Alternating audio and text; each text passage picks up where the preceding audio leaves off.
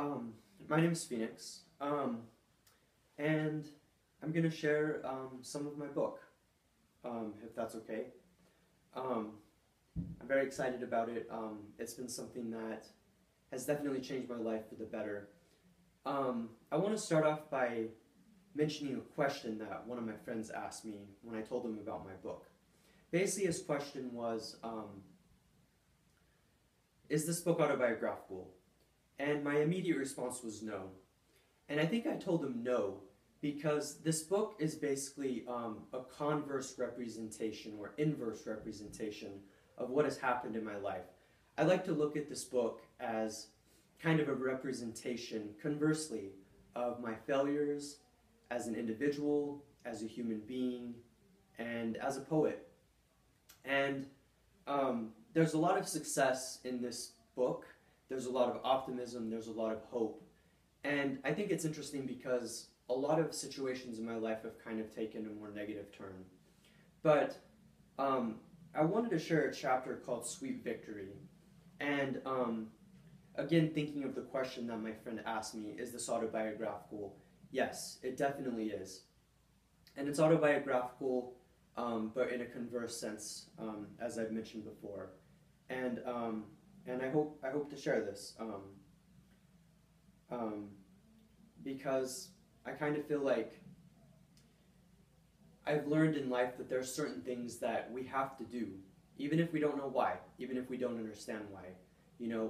Maybe you could call it an existential pull, but we have to do things, and we may not understand why we're doing them. But I would say that creating this video is something that I feel like I have to do, and so I'm going to do it. And I hope that's okay. So anyway, it's called Sweet Victory. And something to keep in mind is that it's basically about my failures when I was part of this slam poetry group. I won't really go into any of the details, but suffice to say, I failed incredibly in that group. And I wish things could have been different, and I guess that's why I painted it this way. To kind of paint a different path, so to speak. But here it is. So you've probably figured out that I'm on a quest to not only share my poetry, but to discover true poetry. I think that poetry takes on many different forms, that is a huge part of poetry. We need innovation, we need each person to stick with their true style, but I think the trademark of real poetry is poetry that has a deep amount of sincerity. Granted, this can get a little bit difficult when you start talking about form-oriented poets like Eliot and Yeats, or experimental poets like Anne Carson, but I think the sincerity thing still applies, even if only for aesthetic reason. So when I read The Wasteland, I'm not thinking how insincere or terrible a poem it is. I'm just not. I'm talking, though, about poetry that comes from the heart, and I think that poetry coming from the heart can take on a lot of different forms. I think poetry is a chameleon, and it has many different colors as it adapts to different circumstances and creative environments. I'm thinking about this as I pass another library. I decide I want to go in just to check it out, and of course check out the books, but not in the sense of taking it with me. And that's when I see a sign that says Poetry Slam this way, with an arrow pointing down the hall. I know a little bit about poetry slams, that they are basically performance poetry jams with a competitive twist. I decide that even though I might be a little young for that, I want to give it a chance. What is there to lose? Competition is clearly not my thing, but I think I could gain more than I could lose by giving something like that a chance. Poetry is poetry, and any opportunity can show you so many things about poetry, and if not poetry, then poetry. I get excited as I follow the hallway. I'll get to pour out my heart and soul for an audience. That makes me thrilled. I see another sign with another arrow and follow it into a room. There are a lot of people there sitting in chairs, as well as a table with 2 people sitting at it. I sign, "Can I sign up for this poetry slam?" They look confused for a moment, and one of the people, a woman with a snarky way of going about things, gives me a funny look following, like, am I crazy? But that's when someone comes, and I see them come, and she's a woman too, though pretty, and she signs to me, "You want to be part of this poetry slam?" "Yes, please," I sign back. "Well," she signs, "we're full at the moment, but we'll put you down on the list anyway, in case one of those people don't show up." People don't always show up. Slam can be a very nerve-wracking experience, and many people don't want to show up so as not to get ulcers. She laughs and I smile slightly, though I'm not sure I like the idea of people running away from the competition of a slam scene. If you get to go up, she continues, are you going to sign your poem, or did you want me to translate it as you sign? She asks, shooting an impatient and touchy look at the snarky woman behind the table, who has been staring at me this entire time like I'm some kind of wild animal, and quickly looks away when the woman looks at her. Yeah, that would be great, I say. Not everyone can speak sign language. I could use a translator. I'd be more than happy. She signs and then asks my name, and gives another look at the lady at the table when I tell my name, and she writes it down frustrated but with as much patience as possible. Already, I can tell slam poetry is survival of the fittest.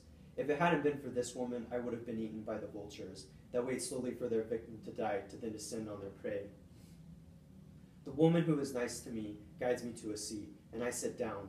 She signs, I'll be back. I have some final things to prepare for this slam, but I'll explain how it works real fast. In case you get to go, there is one round, and each poet out of 10 poets total gets to do one of their poems. Whoever scores the highest wins. Sound fun? I nod, though it doesn't sound fun. It sounds like cutthroat. I guess this is why I don't know much about slam poetry. I can think of tons of literary poets, some from even across the ages, but I can't think of a single slam poet. But I think this is more a matter of my refined personality than a matter of ignorance. She nods and then leaves. And then I wait. She comes back probably half an hour later with a smile on her face. One of the poets didn't show up, she signed. So that means you'll get to go. Come on back. We'll decide who goes when. I follow her to the table, and there are 9 other people there, who I assume are the other poets. There are too many to notice, but 2 stand out. One who is wearing all gray with a mean and hostile look on his face, and another, a girl, who even though she might be a teenager, is chewing gum obnoxiously with a smirk on her face, and wearing a blue skirt, and popping bubbles. The guy in the gray clothes looks at me, and says, I guess you can't speak her hair, can you? I don't say anything, just ignore the jab. And at that moment I wish that I wasn't so good at reading lips. I should have just looked away. When he sees I'm intimidated, or thinks I'm intimidated, his look grows even meaner. The snarky woman begins talking, and the woman who is my friend translates for me. She basically just tells me the rules, and that according to the random computer draw, I'm going to be the last person. I'm not sure what to think of this. Is it a sign I'm going to come in last with the lowest score, or is it another sign altogether? I'm honestly not sure. But it doesn't matter for the moment, because we're then all led to the front row of the room with the seats, and we sit down. The first person to go up is the guy in the gray clothes. He begins to talk his poetry, though talk his poetry is the most incorrect phrase one could ever use. He begins to yell his poetry, and I admit, I'm very grateful that I'm deaf, so I don't have to hear his aggressive tones. But on the same token, I can still feel the sound waves beating against my ears. Part of me thinks it's all for attention, and it probably is, but I tell myself to try and read his lips. And as I do, I realize that it's not a bad poem, not bad at all. But it is whiny, full of too much unpoetic angst, and it is way too aggressive and angry for my style. He finishes, and I notice that he scores very high. I realize that he's a famous poet, at least locally, and I wonder how I could ever win this poetry slam. Though winning is the furthest thing from my mind. I just want to write a poem that speaks to people, but I'm not sure how to do that when it's clearly survival of the fittest around here, with aggressive poems, the fit poems, the strong ones. A couple other people go, and their poems sound like carbon copies of the first poem, angry, aggressive, whiny, full of emotion, but in an overly and overtly theatrical way. Not that melodrama is always bad, but I wonder why these poets don't tap into their softer side.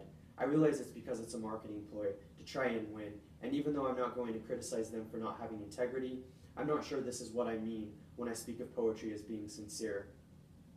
The girl with gum walks on stage, and she does her poem, which I realize right away is feminist. Structurally, the poem is interesting. She plays with the form a little bit, which I like, and there is quite a lot of wordplay, and the audience, especially the females, clearly love her poetry because they are applauding emphatically. Another popular poet, I realize, and I know she's going to score high. I have to admit, still way too aggressive though. Though I like her line, feminism is the same as misogyny? Are you crazy? Random tidbit of my poetic taste, but it's a cool line nonetheless. Most people go up, and the 7th person I notice looks very nervous and out of their element. The more they yell, the more they look like they want to go into a corner and cower. My heart immediately goes out to them, because I can tell that they are very uncomfortable fitting in this scene, but simply doing what they have to do to win. Unfortunately, though, they score very low, despite the theatrics, and the person runs out of the room crying. I see some people laughing at this sight, and that makes me want to cry as well, though for a different reason. What is it about our nature, sometimes, to be so condescending and mean? I seriously question myself being here, and seriously question if I should disappear. Disappear right now, and not do this. But I decide against it. I'm going to do this. I'm going to go through with this and learn. By the time my turn comes up, I can feel actual heat in the room. The room has risen at least 100 degrees due to the intensity of this flaming match. I look at the woman who has been so nice to me, and she smiles at me, and I walk up to her. She signs to me, "You ready, kid?" I nod my head and then swallow hard. She doesn't notice this though, because she goes up to the stage and announces my name and talks for a moment. I assume to explain the situation with my style of poetry. I'm not facing the audience, but I slowly face the audience and begin to sign. I want them to see my sign language, the language that I understand even more than the English language. I want them to see gentle emotion, silent noise. I want them to feel what I feel. The audience has gone very quiet, I see, versus the loud, rambunctious nature of the ones before, cheering loudly and stomping their feet for their favorite poets. If a pin dropped, we'd be able to hear it. I'm sure even I would be able to hear it. It's that quiet. Then I begin to sign my poem. The loud nature of my silence cries out in the dark for a sound to wound, but all that I hear is the aggressive tones of the inevitable nature of survival, with me never evolving, not as long as I remain silent with my closed ears and my stitched up mouth. Even though I've just started, I can feel the emotion coming out of me now. I can feel I'm being sincere, and I begin to worry that because it's not aggressive, because it's gentle and sad, they're going to swarm over me like ants over their dead food. Some look at me like, "What is he doing?" But some, amazingly, are listening as the woman translates for me at the microphone. I continue my poem, thinking these things. But a stitched up mouth looks cool, in ways that I never thought I could look. My closed ears prevent the knives of hostility from ever entering. I never hear mean phrases. I'm oblivious to cruel speech.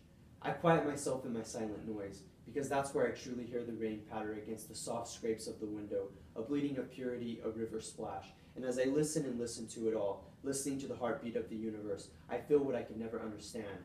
Silence. And what I offer now is my silent noise, quietly articulated by my hands, but interwoven with the universe, and it will always be there, the true poetry of our ages, held in the hands of peace, the poetry I hear gently feathering my ear like the feather of a blue jay.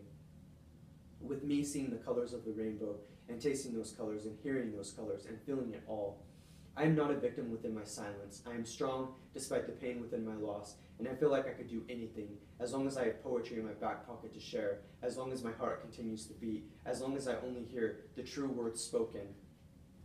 Not daggers to the ear, but soft hands upon my eardrums, drumming away a tune that makes me smile, as long as I laugh my silent laugh, all because of what I love, all because of love, and maybe that's too simple of an answer, but that's what I believe.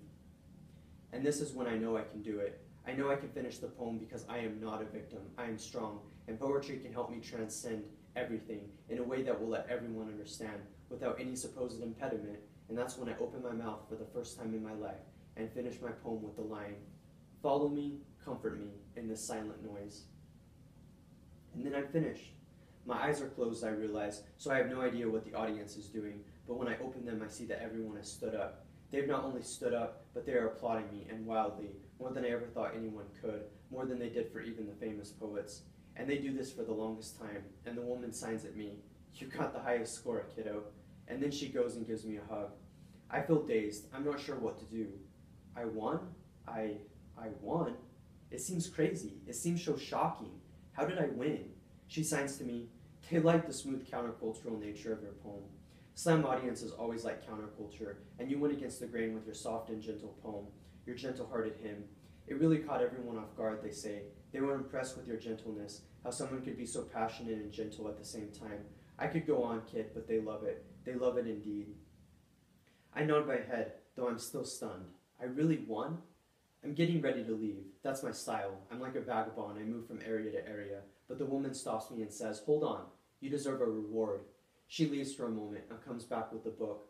It's a limited edition of Dante's collected works, and I see that it's literally signed by Dante, autographed. Seeing this about makes my heart stop. I know the world can be powerful and amazing and mysterious, but this amazing? I realize I am indeed soft, and while not in a bad way, I might crumble right now if I don't leave.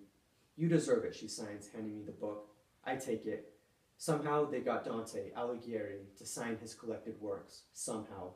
And that makes me smile, deep and safe, inside my silent noise.